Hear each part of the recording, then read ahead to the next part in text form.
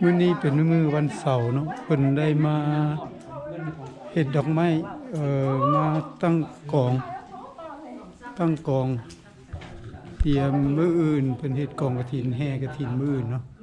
อันนี้แม่นกองที่ว่าเพิ่นจัดตั้งในมื้อนี้เป็นมื้อวันเสาร์วันที่2มื้ออื่นเป็นวันอาทิตย์ก็เป็นมื้อตักบาตรแล้วเพิ่นก็สิได้พากัน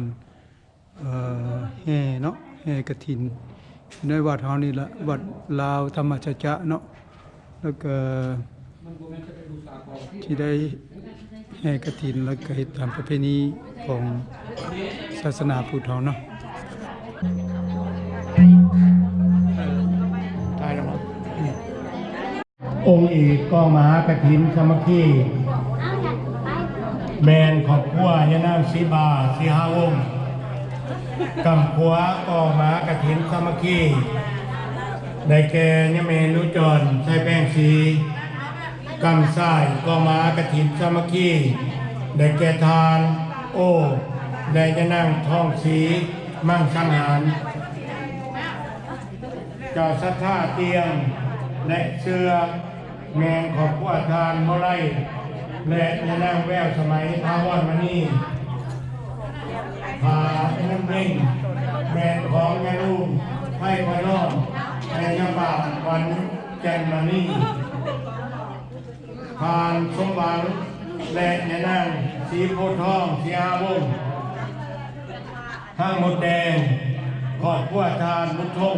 และยะนางบุญเลิศปาพิลมพวกวัดทุกคนอยู่ในนี้เลยโดยการนำของคณะกรรมการอุปถัมภ์และคณะครอบครัวอุปถัมภ์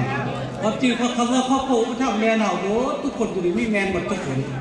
มีอยู่ในบัญชีมีอยู่ในการจัดตั้งของวัดมีในทุกอย่างขอเชิญพ่อแม่พี่น้องฝากลงเดคอเดอร์พักกันฝากลงช้า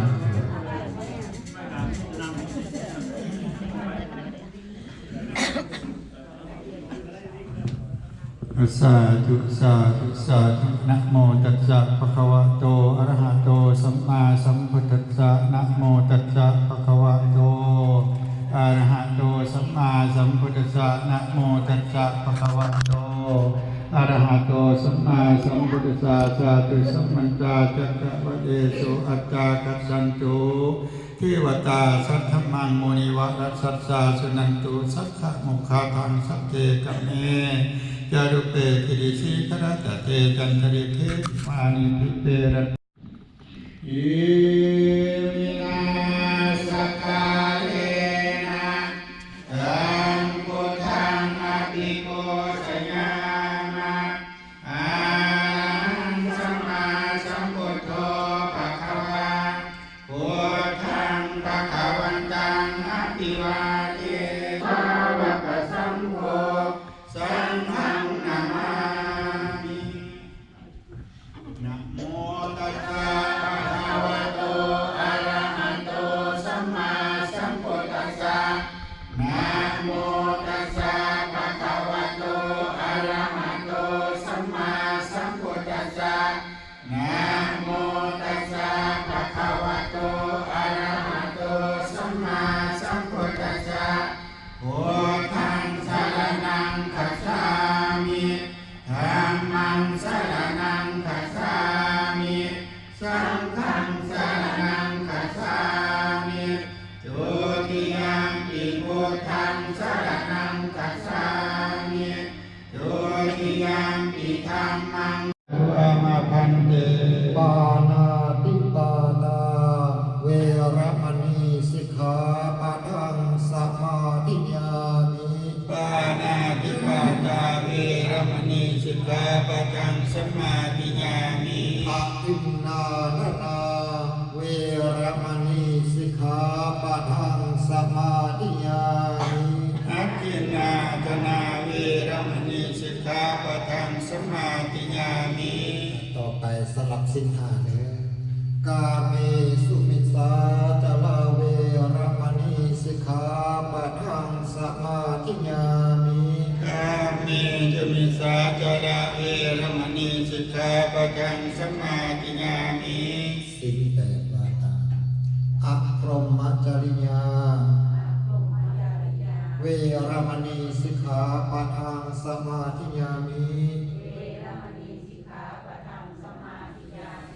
พร้อมกันเลยมุสาวาทาเวรมณีสิกขาปะทังสมาธิยามิ มุสาวาทาเวรมณีสิกขาปะทัง เป็นมหากฐินจึงมีอานิสงส์ที่ยิ่งใหญ่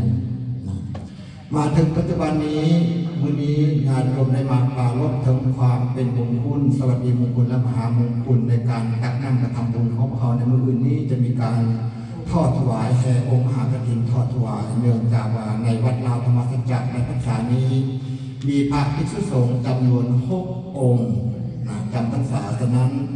การที่ญาติโยมปักสลากฐินนั้นจึงต้องตามพระธรรมวินัยแล้วพระภิกษุสงฆ์รุ่น4 องค์ลงมาสื่อว่าพอได้เห็นกฐินมาได้อาจจะมหาพระป่าได้แต่กฐินเห็นมาได้ฉะนั้นมาถึงปัจจุบันนี้คณะสงฆ์ของเรา6 องค์ถือว่าครบบริบูรณ์และเมื่ออื่นนี้จะมีพระอาจารย์จอยสมาวรมีพ่อบุญเลี้ยงแต่พ่อบุญเลี้ยงที่มาบ่ได้ก็ขอเป็นพักผ่อนเนื่องจากปัจจุบันนี้สุขภาพเป็นก็ขออำนวยมื้อนี้ก็ไปเยี่ยมยามทานข้าวเพิ่นก็นอนหน้าซึมตาบานหน้าแจ่มใสในพ่อเลี้ยงเขานะแต่เผอิญมันเป็นโรคเบาหวานเนาะดินมันก็เปื่อยแล้ววันนี้ไปเบิ่งหมอมันก็เหี่ยวแห้งหลังเดี๋ยวนี้เป็นตกเจ็ดดีใจมันเพิ่นขอให้ญาติโยมเข้าใจ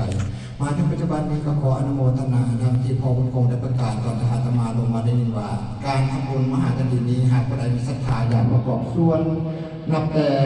เล่มเข็มเล่มหนึ่งขึ้นไปได้เส้นหนึ่งขึ้นไปนะถือว่าเป็นการประกอบส่วนการประกอบส่วนนั้นมีอานิสงส์เท่าเทียมกันในการเดียวเพราะมันว่าองค์ที่ทำกฐิน5กฐินแล้วจะได้ผู้เดียวบ่มีอันใดเพียงแต่เขาได้ประกอบส่วนเพียงแต่1 เซนขึ้นไปประกอบส่วนน้อยขึ้นไปมีส่วนแล้วคันหากบ่มีหยังกันแต่เป็นยอมมือสาธุการโดยออกจิตใจของเขานี่นะก็ถือว่าได้ฉะนั้นมื้ออื่นเนี่ยเพิ่นจะบอกถึงอานิสงส์แต่อาตมาจะประกอบส่วนว่าการที่เขาได้มาประกอบส่วนนี่นะ